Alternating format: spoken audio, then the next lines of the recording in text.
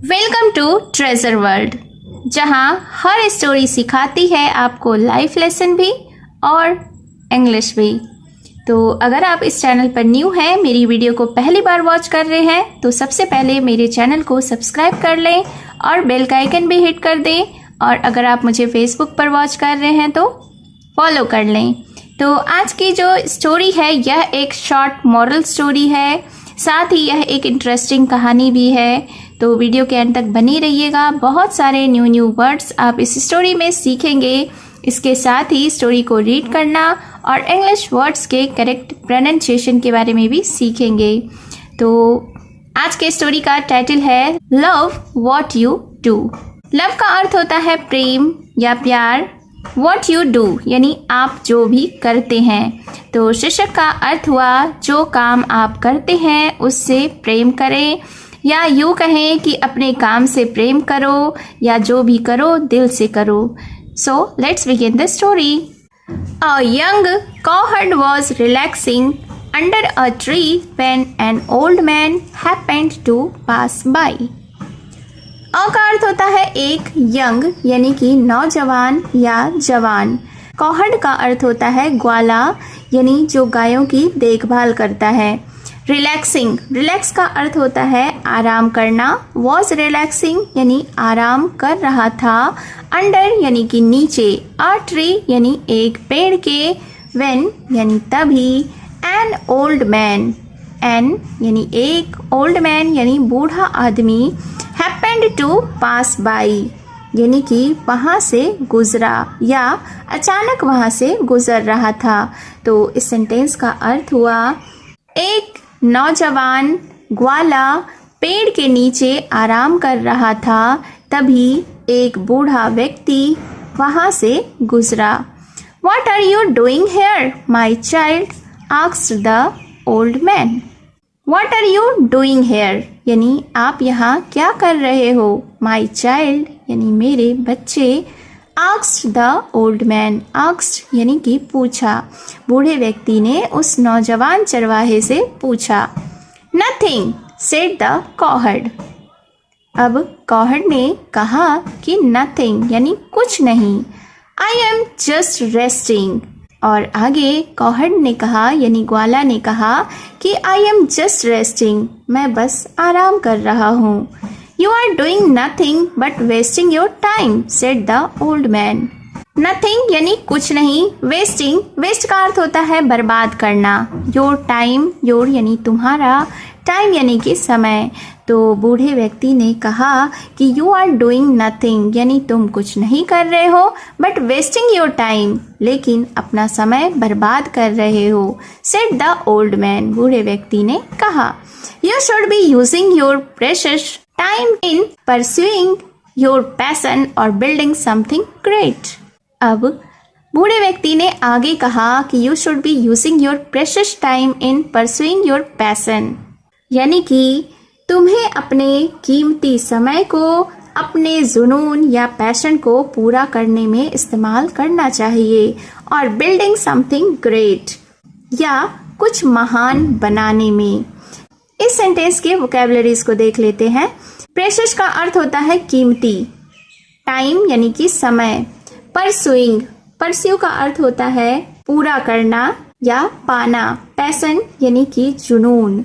और building something great या कुछ महान बनाने में। बिल्डिंग, बिल्ड का अर्थ होता है बनाना। समथिंग यानी कि कुछ। ग्रेट यानी कि महान।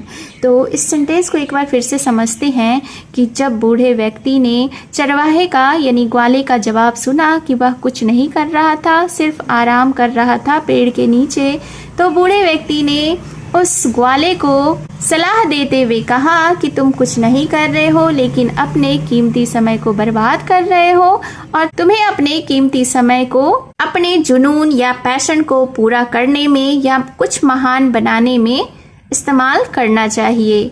What will happen then? asked the cowherd. अब कौहड़ ने पूछा कि what will happen then? happen यानी होना, then यानी कि फिर या तब। What का अर्थ होता है क्या। तो उस कावड़ ने यानी कि ग्वाले ने पूछा कि फिर क्या होगा। You would be able to make money, build a mansion and buy anything you have ever dreamt of. अब बूढ़े व्यक्ति ने जवाब देते हुए कहा कि you would be able to make money, यानी कि तुम पैसा कमा सकोगे, build a mansion, यानी कि एक बड़ा मकान बना सकोगे, and buy anything you have ever dreamt of, और वह सब कुछ खरीद सकोगे जिसका तुमने कभी सपना देखा है।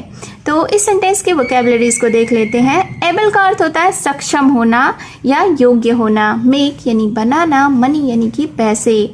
बिल्ड का अर्थ होता है बनाना, मैंसन यानी कि मकान। बाय यानी खरीदना, एनीथिंग कुछ भी। ड्रीम का अर्थ होता है सपना। तो इस सेंटेंस को एक बार फिर से देखते हैं कि बूढ़े व्यक्ति ने जवाब देते हुए ग्वाला से कहा कि तुम पैसे कमा सकोगे, तुम एक बड़ा सा मकान बना सकोगे और तुम वह सब कुछ पा सकोगे जिसका तुमने कभी सपना देखा है। Then what?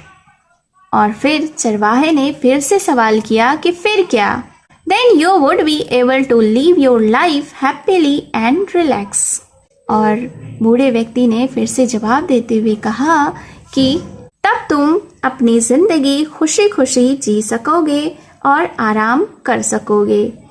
देन का अर्थ होता है फिर या तब। योर लाइफ यानी अपना जीवन। एबल का अर्थ होता है सक्षम होना। हैप्पीली यानी खुशी खुशी या खुशी से। रिलैक्स यानी आराम से। तो आगे देखते हैं। But why do I have to think that far if I am doing the same thing right now? अब उस बूढ़े व्यक्ति की बातों को सुनकर ग्वाला ने कहा कि लेकिन अगर मैं अभी वही कर रहा हूँ तो मुझे इतनी दूर तक क्यों सोचना चाहिए। थिंक का अर्थ होता है सोचना, फार यानी दूर। सेम थिंग यानी समान काम या वही काम। तो आगे देखते हैं। The old man was shocked. Shocked यानी हैरान था। तो बूढ़ा व्यक्ति ग्वाले की बातों को सुनकर हैरान हो गया, हैरान रह गया।